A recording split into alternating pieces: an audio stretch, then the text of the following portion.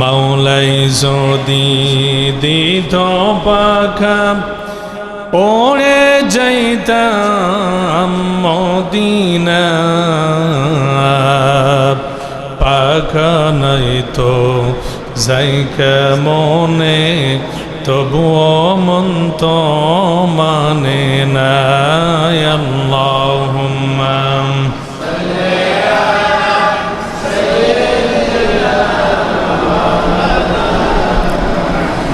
وعلى آل سيدنا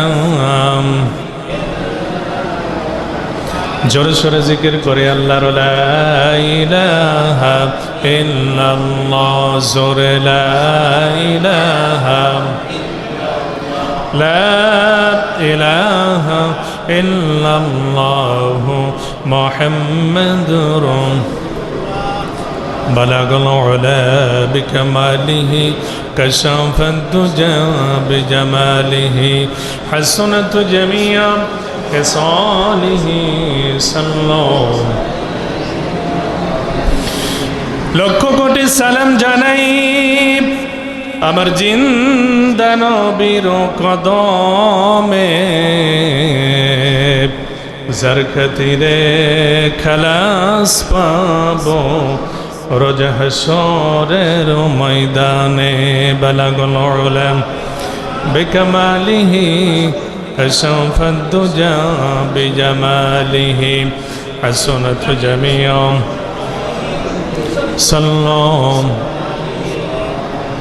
মুআজ্জাজ মুহতারাম হযরত উলামায়ে কিরাম, হযরত উলামায়ে দ্বীন, আমার সামনে বসা বয়োজ্যেষ্ঠ বয় কনিষ্ঠ, আল্লাহ পাক রব্বুল আলামিনের দরবারে লক্ষ কোটি শুকর যিনি আমাদেরকে বিগত বছর জিলকাদ মাসের শেষ জুমা থেকে এবছর পবিত্র জিলকাদ মাসের শেষ জুমা পর্যন্ত হায়াতে জিন্দা এবং সুস্থতার সহিত দিনকে অতিবাহিত করে পবিত্র বাইতুল্লাহতে উপস্থিত হওয়ার তৌফিক ও সুযোগটুকু এনায়েত করেছেন। এই জন্য সে মহান মনিবের দরবারে আমরা শুকর গুজার হচ্ছি। সকলে পড়ছি আলহামদুলিল্লাহ। রব্বানা লাকাল হামদ, সবাই বলেন রব্বানা লাকাল হামদ হামদান কাসীরান তাইয়্যিবান মুবারাকান ফীহি ইয়া রাব্বি লাকাল হামদু বিল ঈমান, লাকাল হামদু বিল ইসলাম, লাকাল হামদু বিল কুরআন। বলেন আমিন। আর জোরে কোন আমিন। আমি আপনাদের খেদমতে কোরআনুল কারীমের 17 নম্বর পারা 22 নম্বর সূরা, সূরাতুল হাজ। কি সূরা বললাম? সূরাতুল হাজ মাদানিয়া। এটা মদিনা শরীফে অবতীর্ণ হয়েছে। সূরা হাজের ভিতর থেকে আমি একটা আয়াতে কারিমা তেলাওয়াত করেছি। সূরা হাজের মধ্যে আল্লাহ পাক রব্বুল আলামিন আয়াতে কারিমা নাজিল করেছেন 78টি রুকু দিয়েছেন 10টি। আমি যে আয়াতে কারিমাটা তেলাওয়াত করেছি 4th রুকুর একটি আয়াত এবং কোরআনুল কারীমের সূরাতুল হাজের 37 নম্বর আয়াত। এই আয়াতের উপরে সংক্ষিপ্ত কিছু আলোচনা রাখতে যাচ্ছি। ওমা তৌফিকি ইল্লা বিল্লাহ। আমরা সকলে বলি আল্লাহুম্মা আমিন। আর জোরে বলেন আমিন। আল্লাহ পাক রব্বুল আলামিন বলেছেন, পড়েন সব আমার সঙ্গে, আউযু বিল্লাহি মিনাশ শাইতানির রাজীম, বিসমিল্লাহির রাহমানির রাহিম, লান ইয়ানালাল্লাহা লুহুমুহা ওয়ালা دماؤها ولكن يناله التقوى منكم كذلك سخرها لكم لتكبروا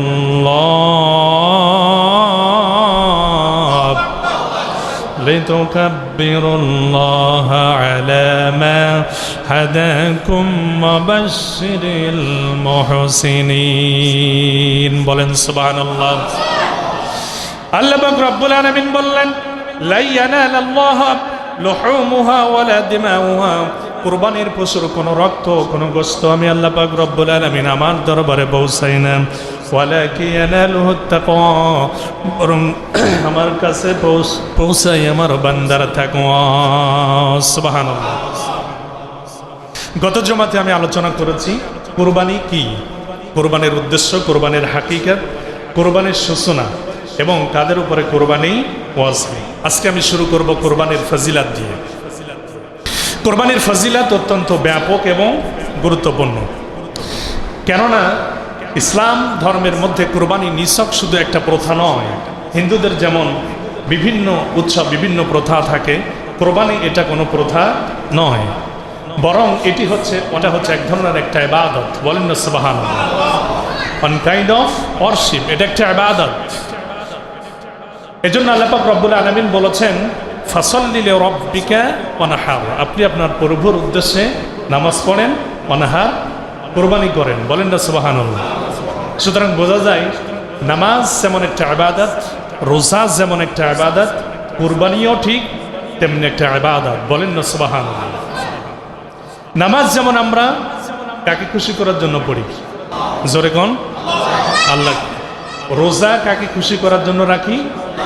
আল্লাহ। কোরবানিটাও আপনাকে আল্লাহকে খুশি করার জন্য করতে হবে, ঠিক না ঠিক? আল্লাহ পাক রব্বুল আলামিন সূরা আনআমের 162 নম্বর আয়াতের মধ্যে বলেছেন ইন্না সলাতি ওয়া নুসুকি ওয়া মাহইয়ায়া ওয়া মামাতি লিল্লাহি রাব্বিল আলামিন। বলেন আল্লাহু আকবার। আল্লাহ পাক রব্বুল আলামিন বললেন, বান্দারে তোমার জীবনের নামাজ, তোমার জীবনের কোরবানি, তোমার জীবন এবং তোমার মওত সব কিছু একমাত্র একজনের জন্য হবে। তিনি কে? লিল্লাহি রাব্বিল আলামিন। আমার জীবনের সব কিছু একজনকে খুশি করার জন্য হবে, তিনি হচ্ছেন আল্লাহ। এজন্য আমার ভাইরা, পৃথিবীর বিশ্ববিখ্যাত হাদিসের কিতাব তিরমিজি এবং ইবনে মাজার বর্ণনায় আল্লাহর নবী বললেন, মা আমিলা ইবনে আদম মিন আমালিন ইয়াউমুন নাহরে আহাব্বা ইলাল্লাহি মিন ইহরাকিদ দাম। কুরবানির দিন বান্দা এমন কোন আমল করতে পারে না যা আল্লাহর কাছে কুরবানির চাইতে অধিক প্রিয়তর হতে পারে। কেন? এই জন্য কি যে বান্দা কুরবানি করবে আর কিছু গোশত আল্লাহর রাস্তায় পাঠিয়ে দিবেন, এমন ঠিকই? নাকি আল্লাহ বলেছেন কোথাও যে বান্দা তুমি কুরবানি করবা 1 মণ গোশ হলে 5 কেজি আমার কাছে পাঠিয়ে দিবে, এমনটি নাকি? নাকি বলেছেন 2 মণ গোশ হলে 10 কেজি পাঠিয়ে দিবে? যেমন আরবের মুশরিকেরা যখন কোরবানি করত তখন তারা কোরবানি করার পরে গোশতগুলি তাদের কাছে রেখে দিত, আর কোরবানি পশুর রক্ত কাবা ঘরের দেওয়ালে মাখায় রাখত। তাদের টেন্ডেন্সি, তাদের ধারণা ছিল কোরবানি পশুর রক্ত আল্লাহ পাক রব্বুল আলামিনের দরবারে পৌঁছায় যাবে। কিন্তু আসলে কোরবানির রক্ত কি আল্লাহর কাছে পৌঁছায়? কোরবানির গোশ পৌঁছায় না। পৌঁছায় কি? তাকওয়া। বলেন না সুবহানাল্লাহ। আল্লাহ পাক রব্বুল আলামিন এজন্য বললেন, লা ইয়ানালাল্লাহু লুহুমুহা ওয়ালা দিমাউহা ওয়ালাকিন ইয়ানালুহুত তাকওয়া মিনকুম। আল্লাহ বললেন, কোরবানির কোন রক্ত কোন গোশত আমি আল্লাহ আমার দরবারে পৌঁছাই না, বান্দারে আমার কাছে পৌঁছাই তোমার তাকওয়া। তুমি কাকে খুশি করার জন্য কোরবানি করেছো? তুমি কি লোক দেখানোর জন্য, নাকি গোশত খাওয়ার জন্য, নাকি নাম কেনার জন্য, নাকি আমি আল্লাহ আমাকে খুশি করার জন্য কোরবানি করেছো?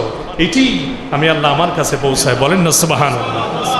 ইব্রাহিম আলাইহিস সালামকে যখন নমরুদ অগ্নিকুণ্ডে ফেলবে, হযরত জিবরিল আমিন 600 এই ডানা নিয়ে ইব্রাহিম আলাইহিস সালামের কাছে এসে বললেন, আসসালাতু আসসালামু আলাইকুম ইয়া ইব্রাহিম খলিলুল্লাহ, আমি জিবরিল আমিন আসছি, আপনার আমার কাছে কোনো প্রয়োজন আছে কি? লাকা হাজ্জাতুন, আপনার কাছে কোনো প্রয়োজন আছে আমার?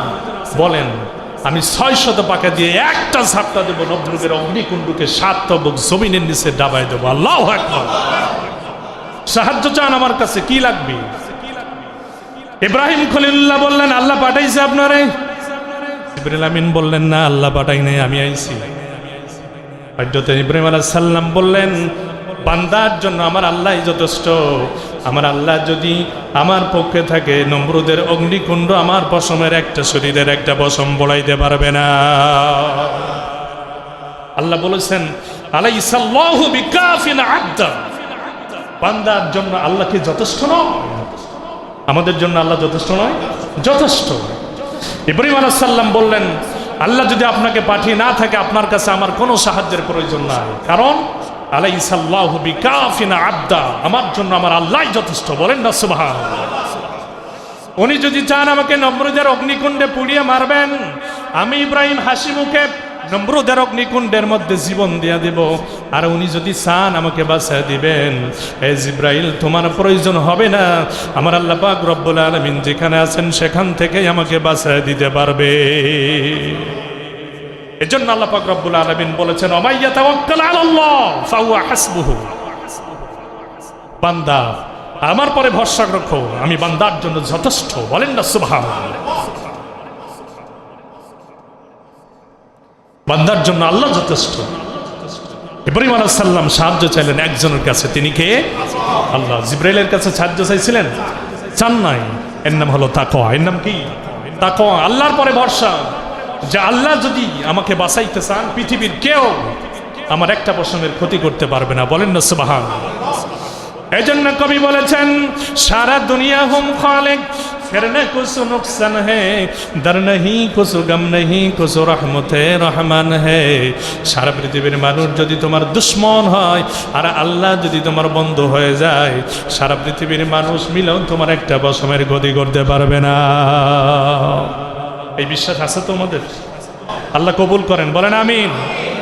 আমার ভাইরা, তাকওয়া কারে বলে দেখেন, মিনাতে যখন ইসমাইল আলাইহিস সালামকে কোরবানির জন্য হযরত ইব্রাহিম আলাইহিস সালাম নিয়ে গেলেন মিনা বাজারে, যেখানে হাজিরা কোরবানি করে, ওইখানে যাওয়ার পরে হযরত ইসমাইলকে বিস্তারিত খুলে বললেন, আমার ভাইরা, ফালাম্মা আসলামা, যখন বাপ বেটা রাজি হয়ে গেল, আল্লাহর আনুগত্য প্রকাশ করলেন, যখন দুইজনে কোরবানি দিতে কোরবানি হতে রাজি হয়ে গেল, সঙ্গে সঙ্গে আল্লাহ পাক রব্বুল আলামিন আয়াত নাজিল করে দিলেন, ফালাম্মা আসলামা ওয়াতাল্লাহু লিল জাবিন।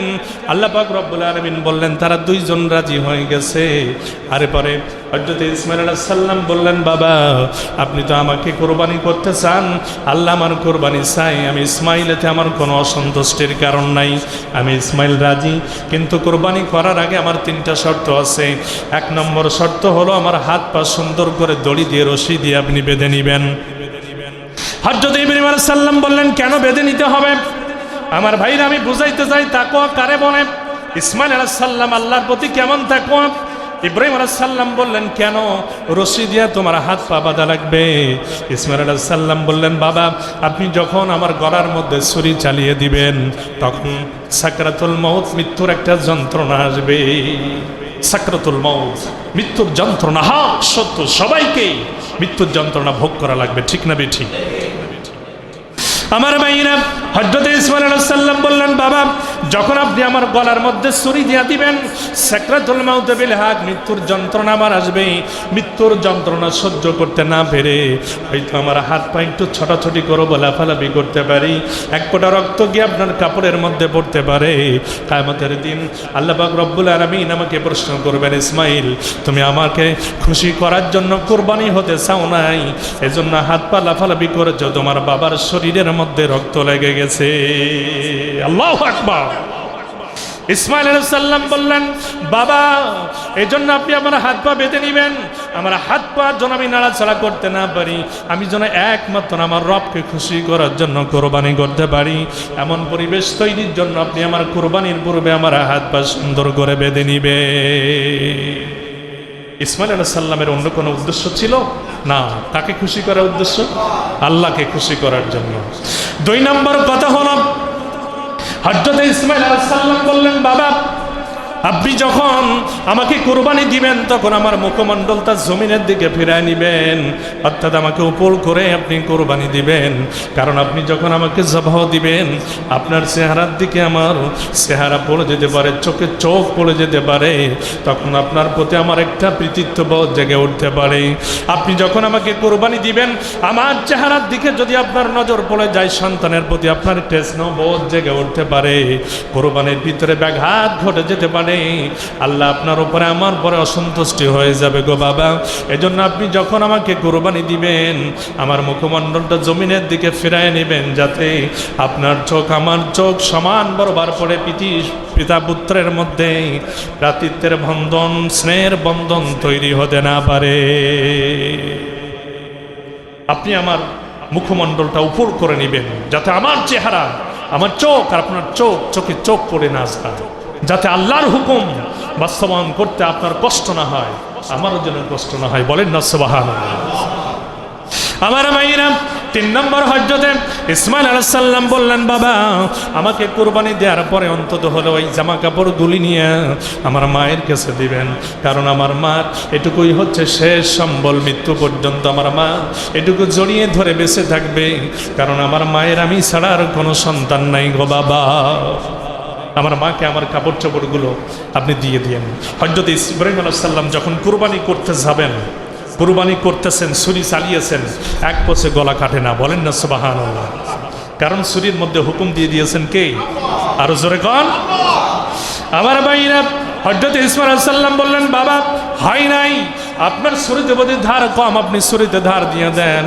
হযরত ইব্রাহিম আলাইহিস সালাম আবার ছুরি ধার করলেন। হযরত ইসমাইল আলাইহিস সালামের গলার পরে যখন দিয়ে ছুরি চালাবে, ইসমাইল আলাইহিস সালাম বললেন, বাবা জোরে চালান, বলেন না সুবহানাল্লাহ। বাবা জোরে চালান, আমার প্রতি আপনি বিন্দুমাত্র মায়া করবেন না, আল্লাহর হুকুম। অনেকে দেখবেন কুরবানি করতে যে কুরবানির পশুর সামনে দাঁড়ায় না, ঠিক না? কই কুরবানি পশুর রক্ত দিলে আমার খারাপ লাগে, মিয়া তোমার কুরবানি কবুল হবে না। কুরবানির দাতা অবশ্যই কুরবানি পশুর সামনে উপস্থিত থাকবে, আল্লাহর হুকুম আপনাকে করতেই হবে। যখনই অর্ডার, যেমন অর্ডার হবে, আপনি যদি আমার রবকে রব হিসাবে মানেন, তখনই সেই মুহূর্তে সেই অর্ডার পালন করা লাগবে, ঠিক না বেঠিক?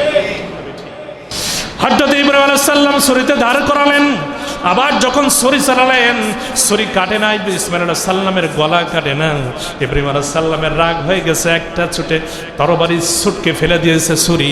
আমার বাইরে ছুরির আঘাতে পাথরে লাগছে, পাথর কেটে 2 টুকরা হয়ে গেছে। আমার বাইরে ছুরির জবান খুলে যায়। ইব্রাহিম আলাইহিস সালামের দিকে ছুরি নজর করে বলে, ইব্রাহিম খলিলুল্লাহ, আপনি বুঝি আমার পরে রাগ করেছেন? আপনি মনে করতেছেন আমি কেন ছুরি কাটি না? যে আল্লাহ পাক রব্বুল আলামিন আপনাকে একবার ইব্রাহিমের ইসমাইলের গলা কাটার জন্য বলেছেন, ওই আল্লাহ আমাকে বারবার বলে দিয়েছেন, খবরদার রে ছুরি, আমার বন্ধু ইসমাইলের গলার একটা পশম পর্যন্ত তুই কাটবি না। सारे दुनिया हम खालिक फिर न कुछ नुकसान है, डर नहीं कुछ गम नहीं कुछ रहमत रहमान है।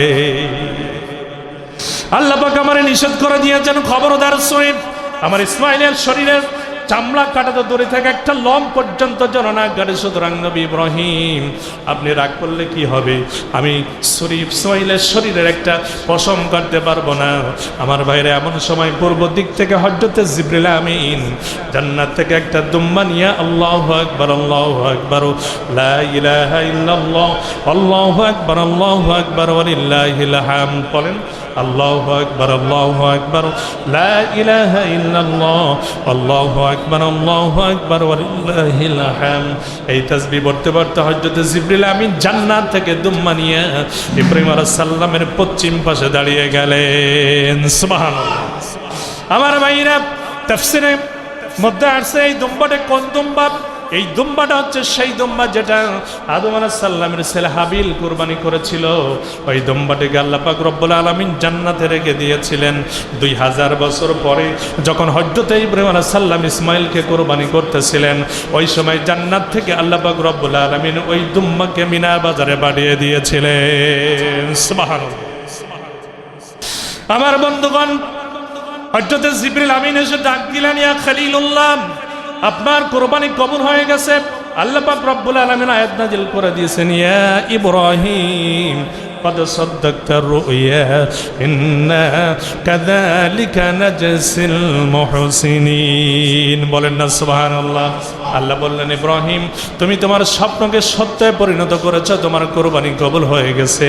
ইন্না হাযা লাহুয়াল বালাউল মুবিন ওয়া ফাদাইনাহু বিযবহিন আযীম। সুবহানাল্লাহ। আল্লাহ বললেন, তোমার কুরবানি কবুল, তুমিও কবুল।